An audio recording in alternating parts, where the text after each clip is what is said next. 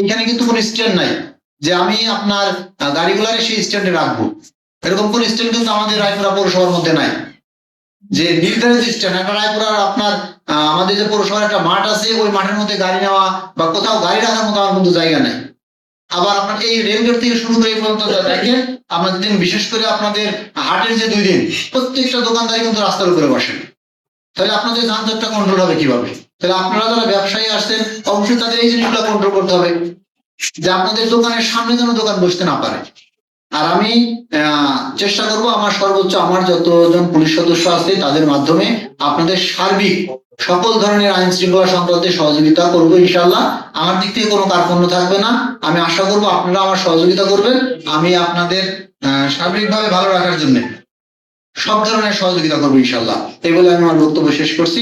আশা করছি আপনারা আপনাদের সামনের যে দোকানগুলো আছে আপনারা অবশ্যই সেটা অপসারণের চেষ্টা করবেন। আপনারা বাজারের মধ্যে যান দেখেন প্রত্যেকটা দোকানের সামনে, এই পাশে যান দেখেন দোকানের সামনে আরেকটা দোকান। তো রাস্তার মধ্যে যদি আপনাদের যে রাস্তার দোকানের বাইরের যে অংশ, যেখানে সিঁড়িটা যেখানে দাঁড়াবে আপনার কাস্টমাররা দাঁড়াবে, সেখানে যদি আপনার একটা দোকান বসায় রাখেন, আপনার কাস্টমার দাঁড়াবে কোথায়? আপনার কাস্টমার দাঁড়াচ্ছে রাস্তায়। রাস্তায় আপনার কাস্টমার যে আপনার দোকানে আসতেছে সে দাঁড়াচ্ছে রাস্তায়, তার গাড়িটা রাস্তার উপরে